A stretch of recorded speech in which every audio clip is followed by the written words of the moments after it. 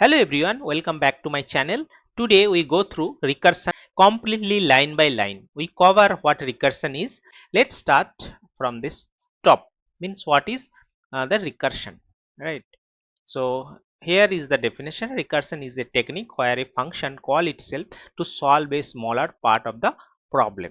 So two key parts every recursive function must have. One is base case, a condition to stop the recursion. Another is recursive case, the function call itself with a smaller or simpler input. So here are the real world analogy. So Russian doll, a doll inside a doll inside a doll. Okay, so when it will stop when the smallest doll is reached. Another example is folder within folder, right? Opening folder until there is a no more subfolder, so it will be like that. So that is also a recursive function example. And then family tree, so tracing ancestor until you reach the first generation. Now here is the one recursive function I am giving here. So in the line 1, that is depth recursive template inside that parenthesis n and then colon. So it is like a function that takes one parameter n, right? Now next is line 3. So if n equal to 0, so this is actually the base case. When n reaches 0, stop. So every recursive function must have the base case, without it recursion error. Okay, and then line 4, return that base return base reached. When base case hits, return a value and stop all the further calls. Okay, so that is the return base reach. And then here that print f n is equal to in that curly bracket n. So here that print current value of n before the recursive call, and here return recursive template n minus 1. So this is actually the recursive case. So call itself with n minus 1 and smaller input each time eventually reaches n is equal to 0, right? And then here actually we are calling the recursive function, right? So here is the quick demo. Do not run for too large n.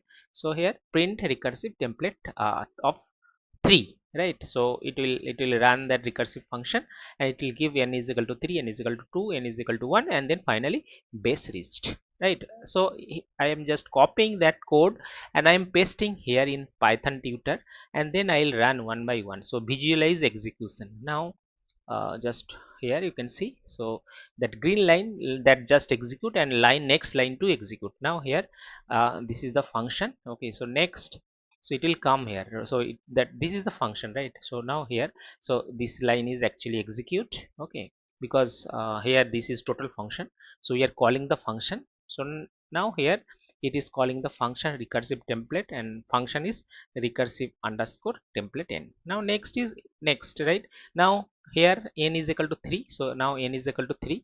Now it will go one by line. Okay, so it will go here. If n is equal to 0, no, so then it will come here. So print that n current value n is equal to 3, that will print here.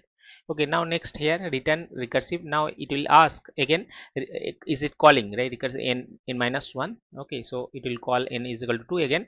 So next is if n is equal to 0, no. Okay, so then it will come here print. Okay, print 2. Okay, then again it will call n is equal to 1. Okay, if n is equal to 1, no, then it will print. Okay, now again it will call n is equal to 0.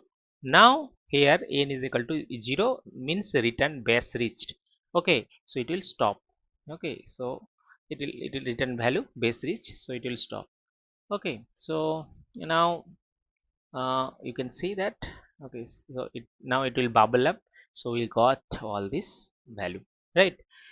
So now so we have this recursion function example. Now you have to remember that recursive function always has the one base case. If you don't have, then you will get recursion error, and each recursive call should move closer to the base case and result bubbled up when base case is reached, right? Now here are the that two uh, that example, so that you have to remember. So here that without recursion and with recursion, right? So here that iterative countdown, right? So here line 3, So here this is the function count loop down underscore loop n. So this is the calling of that function. Now while n greater than 0 means loops run while n is positive, and then line 4 is end and end, so that is print end with space and stays, right? And same line that n minus 1, so decrease n each time and then print done. So when it will satisfy or that is positive, when it will be negative, so print done, right? So outside the loop, so run after loops n, so you'll get 5 4 3 2 1 done. Now recursive countdown, right? So again this is the function and it we are calling the function, so countdown recursive 5, right? So here line 3, okay, so if n is equal to 0, so that is base case. When n reaches 0, so print done and return, right?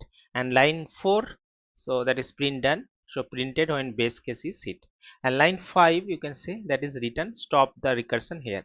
And line 6 that print n, that n is equal to then space, so print current n, okay, and countdown recursive n minus 1, so that is recursive call with n minus 1.